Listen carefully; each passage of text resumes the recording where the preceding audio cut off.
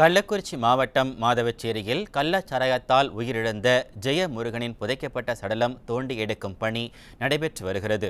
News J செய்தி எதிரொலியாக மூடிமறைக்கும் நடவடிக்கைகளை கைவிட்டு பிரேத பரிசோதனை செய்யும் நடவடிக்கைகளை விடியா அரசு தொடங்கியுள்ளது.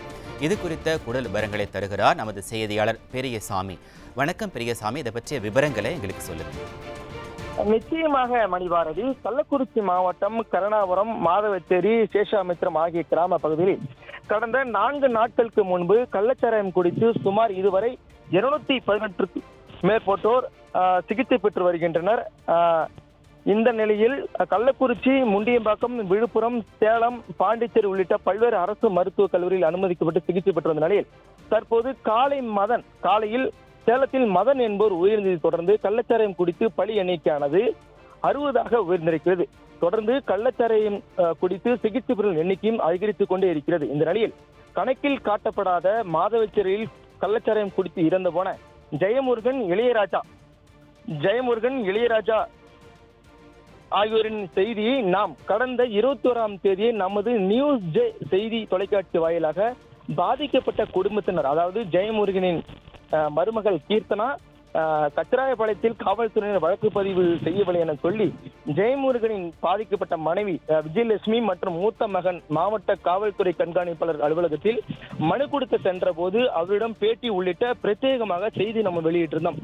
அதே போல அதே கிராமத்தைச் சேர்ந்த இளையராஜா கள்ளச்சாராயத்தால் பாதிக்கப்பட்டு உயிரிழந்த இளையராஜாவும் நாம் அந்த குடும்பத்தினரை சந்தித்து பவுன், அதாவது பாதிக்கப்பட்ட மனைவியான பவுன் அவர்களையும் சந்தித்து நாம் பிரத்யேகமாக நியூஸ் செய்தி வாயிலாக நாம் செய்தி பிரத்யேகமாக வெளியிட்டோம். இதனைத் தொடர்ந்து அவர்களது இருவரது உடல்களையும் தோண்டி உடற்கூறு ஆய்வு செய்ய உத்தரவு நேற்று செய்யப்பட்டிருந்த நிலையில் போதிய மருத்துவர்கள் இல்லை என நேற்று மாலை நிறுத்தி வைக்கப்பட்டது.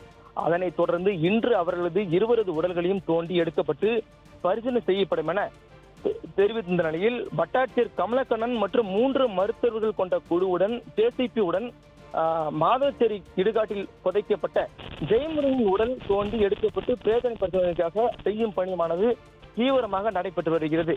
அதே போல கள்ளச்சாராயத்தால் உயிரிழந்த இளையராஜா என்பவர் பரிதாபமாக உயிரிழந்து போனார். ஆனால் அவர் தகனமடையில் ஈர்க்கப்பட்டதால் மாவட்ட நிர்வாகம் அவரை கள்ளச்சாராயத்தால் பாதிக்கப்படவில்லை என கணக்கில் கொண்டு வர மாவட்ட நிர்வாகம் சுணக்கம் காட்டப்படுவதாக தெரிகிறது. இருந்த போதிலும் இளையராஜா மனைவியான பவுனு, ஒரு மகன் உட்பட 2 பெண் குழந்தைகள் அவர் பரிதாபமாக கணவன் இழந்து தவித்து வருகின்றனர். ஆகவே மாவட்ட நிர்வாகம் இந்த விடியா தமிழக அரசு அவர்களின் மீது உரிய கவனம் செலுத்தி அவர்களது வாழ்க்கை பொருளாதாரத்தையும் 3 பள்ளி செலவுகளையும் அவர்கள் ஏற்படுத்தி தமிழக அரசு ஏற்படுத்தி தருமாறு உரிய நடவடிக்கை மேற்கொள்ள அப்பகுதி மக்கள் கோரிக்கை விடுத்தனர். இது சம்பந்தமாக அப்பகுதியில் இருக்கும், அதாவது இளையராஜா கள்ளச்சாராயத்தால் இறந்து போன பொழுது அத்தெருவில் இருக்கும் வசிக்கக்கூடிய மணி மற்றும் இளையராஜா உள்ளிட்ட பகுதிகள் இளையராஜாவின் உடல் நல்லடத்திற்காக சிறு பணத்தொகையை சேர்த்து இளையராஜாவின் நல்லடக்கத்தை செய்ததாகவும் மிக எளிமையான குடும்பம் எனவும் அவர்கள் தெரிவித்து மிக வேதனையுடன் தெரிவித்துகிறார்.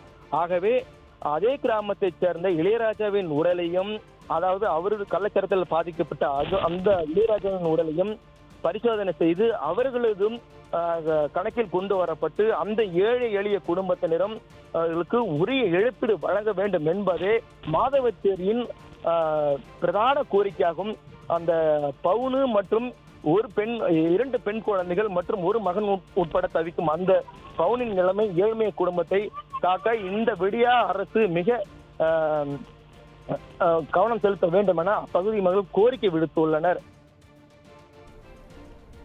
விவரங்களுக்கு நன்றி பெரியசாமி.